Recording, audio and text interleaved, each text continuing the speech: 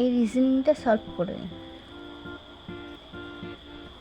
দেখো cube root of 64 plus cube root of 27 plus cube root of 8 plus cube root of 1 is equal to 10.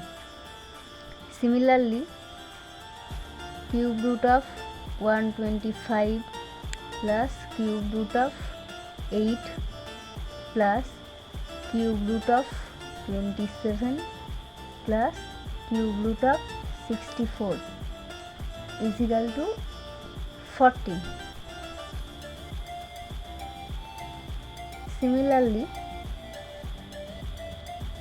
cube root of 216 plus cube root of 27 plus cube root of 64 plus cube root of 125